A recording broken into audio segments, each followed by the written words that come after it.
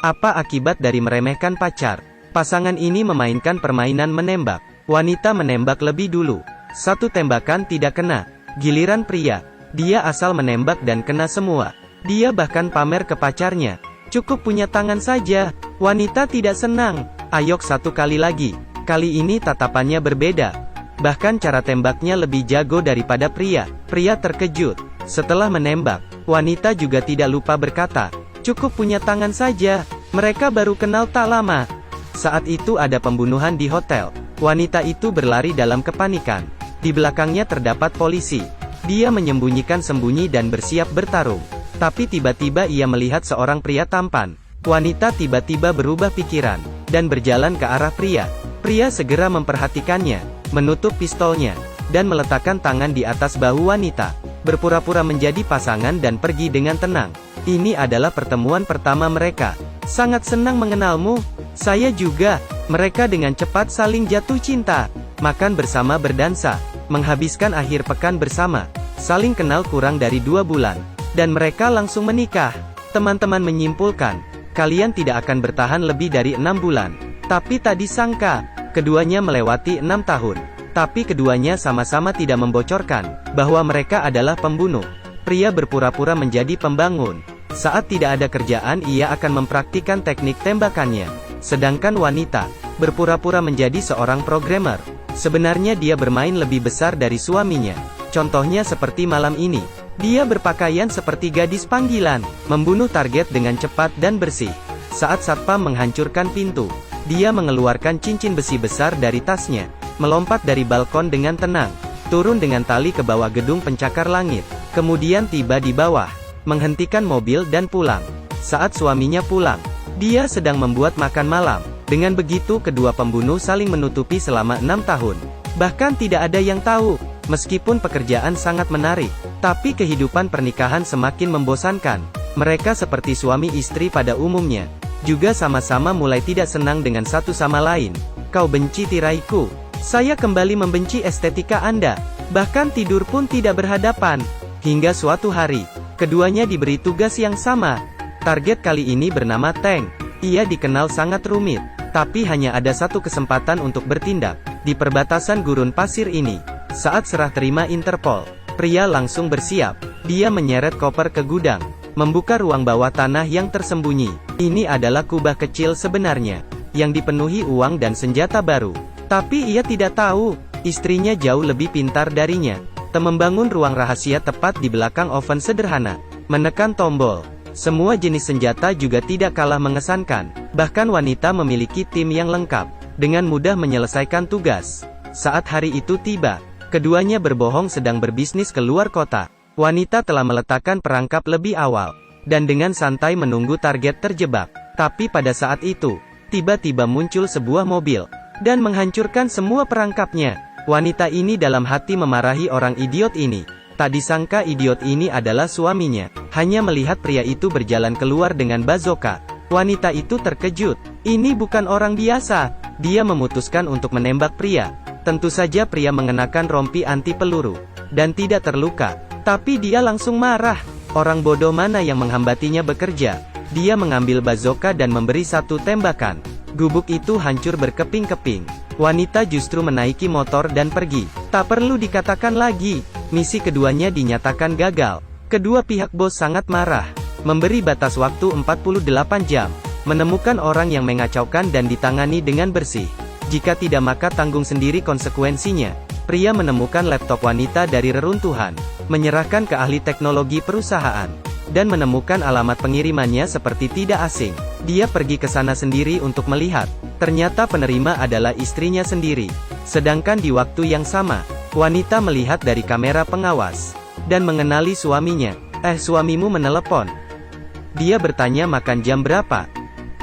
Beritahu dia jam 7. Ini adalah pesta yang sesungguhnya. Suami menuangkan istri air anggur, dan sengaja melepaskannya. Istri secara tidak sadar langsung menangkap botol. Mampus. Reaksinya terlalu cepat. Tersenyum. Wanita ingin memperbaiki, tapi telah tidak bisa disembunyikan.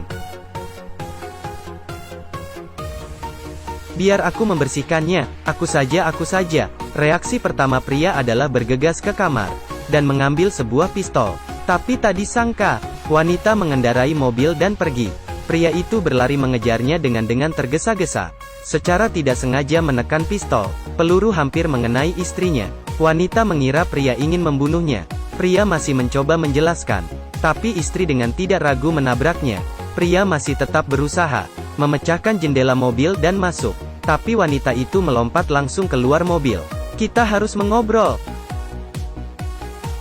Pria sangat marah dan mencari sahabatnya. Di sisi lain wanita juga mencari sahabatnya untuk minum. Teman keduanya berkata, "Sudah saya bilang ia tidak bisa diandalkan. Membohongimu selama 6 tahun. Menggunakan pernikahan sebagai penutup. Dan mempermainkanmu." Dengan begitu kesalahpahaman semakin besar. Keduanya tidak bisa tidur sepanjang malam. Hari kedua, wanita lebih dulu pulang untuk membereskan barang. Tidak sengaja melihat video pernikahannya. Ia sedikit tergerak. Tapi saat pria kembali ke rumah itu telah kosong. Bahkan kubah kecilnya juga dicuri habis. Pria tidak tahan, dan pergi ke perusahaan wanita. Dia bernegosiasi dengan istrinya. Berkata bahwa pekerjaan kita sama. Jika kamu mau mengalah dengan baik, maka aku akan melepaskanmu. Bagaimana mungkin wanita menurutinya? Dengan satu perintah menghancurkan semua bukti. Dan kemudian mengaktifkan tombol. Memasang kabel di gedung yang berlawanan. Seluruh tim berhasil lari dalam waktu 1 menit. Ketika pria itu masuk, ia hanya berbalik dan tersenyum.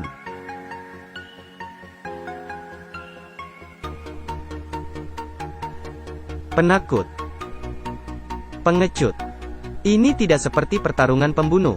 Ini lebih seperti perkelahian pasangan. Ronde pertama wanita menang. Tak lama kemudian, pria sekali lagi mencari wanita. Namun kali ini dia belum sempat bertemu, dan dijebak di lift oleh wanita. Persyaratan wanita sama seperti pria, entah mengakui kekalahan atau mati. Pria berpikir, dengan percaya diri memilih pilihan terakhir. Wanita sedikit kaget. "Kamu kira saya tidak berani membunuhmu? Saya tahu kamu tidak akan." Baik. 54. Apakah kamu punya kata-kata terakhir? Tirai baru terlalu jelek. By John. Wanita menekan tombol. Lift jatuh dalam sekejap. Sinyal di layar juga menghilang. Lift yang jatuh meledak di lantai dasar. Wanita bergegas keluar dengan tak percaya, melihat kekacauan. Dia sedikit tidak percaya bahwa suaminya telah mati. Malam hari, dia datang ke restoran tempat pria melamar.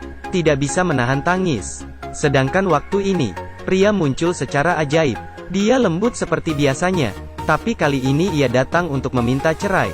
Ternyata siang tadi ia bersembunyi di lift lain. Selamat dan aman. Tapi melihat istrinya begitu kejam padanya, ini membuat ia terluka. Keduanya berdansa untuk terakhir kali. Pria menyalahkan wanita, menggunakan pernikahan untuk menutupi status pembunuhnya. Wanita sangat sedih, berbalik dan lari ke dalam toilet. Pria tahu ini pasti adalah jebakan lagi. Seperti yang disangka, toilet tiba-tiba meledak. Para tamu melarikan diri berbondong-bondong. Sedangkan wanita telah bercampur dalam kerumunan. Pria mengejar keluar. Wanita itu menghilang. Sedangkan di bajunya terdengar suara bom waktu. Mundur-mundur. Kali ini pria benar-benar kecewa. Dia berjanji dengan wanita, "Mari kita pulang." Untuk membuat semuanya jelas. Pertarungan terakhir antara pasangan pembunuh akan dimulai. Pertama adalah pertarungan menembak. Kemudian senjata dingin. Terakhir adalah perkelahian. Akhirnya keduanya hampir kehabisan tenaga. Saat ini wanita melihat pistol. Pria langsung mengerti. Bertahan cukup lama. Pria akhirnya meletakkan pistol. "Saya tidak bisa melakukannya." Saat ini mereka akhirnya mengerti. Meskipun pernikahan memiliki banyak masalah, tapi mereka tetap saling mencintai. Keduanya baikan seperti dulu, dan terus mengobrol sampai subuh. Tapi saat itu pembunuh dari perusahaan telah tiba. Ternyata batas waktu 48 jam telah tiba. Meskipun untuk pembunuh top, perusahaan tidak akan memberi ampun. Sebuah bom dilempar ke ruang bawah tanah. Keduanya akhirnya keluar. Sekelompok pembunuh telah menunggu di luar pintu. Sebelum mereka menembak, bom telah meledak. Mereka mencari sahabat pria, dan mengetahui kedua perusahaan mereka tidak akan memberi ampun. Jika mereka masih bersama, maka perusahaan tidak akan membiarkan mereka. Satu-satunya cara adalah menangkap target yang lebih berat. Keduanya terpikir tank pada saat yang sama. Saat itu bos kedua perusahaan telah berulang kali memberitahu mereka, jangan membiarkan target ini lolos. Jika mereka bisa menangkapnya kali ini, mungkin saja bisa menebus kesalahannya. Pergerakan secara resmi dimulai. Wanita bertanggung jawab atas pengawasan. Pria bertanggung jawab atas eksekusi. Meskipun ada sedikit liku-liku di tengah, tapi pria itu sangat cerdas. Dan akhirnya tetap memancing keluar tank. Prosesnya lancar dan sedikit tidak wajar. Keduanya membawa ia ke hotel. Pria penasaran anak kecil seperti ini. Kenapa kedua bos menggunakan segala cara untuk mendapatkannya? Anak itu tidak sanggup ditakuti. Dan berkata, saya bukan target tapi kalian. Dua pesaing tinggal di bawah atap yang sama. Ini buruk untuk perusahaan. Ternyata, bahkan tindakan saat itu adalah palsu. Sejak kedua perusahaan menemukan, kedua pembunuh top telah menikah. Kemudian membuat sebuah perangkap. Awalnya mengira dalam tugas saat itu, keduanya akan mati bersama. Tak disangka keduanya tidak hanya tidak mati, justru menemukan ketulusan saat kesulitan. Jadi bagaimana mungkin perusahaan membiarkan mereka? Benar saja terdapat pelacak di sabuk pria itu. Sedangkan di luar jendela, kekuatan besar telah mengelilingi mereka. Tapi perusahaan gagal. Keduanya bersembunyi di selokan. Dan lolos sekali lagi. Tapi apakah mereka harus terus bersembunyi? Kemudian keduanya membuat keputusan besar. Daripada hidup sendiri, mending kita bertarung terakhir kalinya. Gunakan kekuatan untuk menunjukkan tekad untuk bersama pada perusahaan.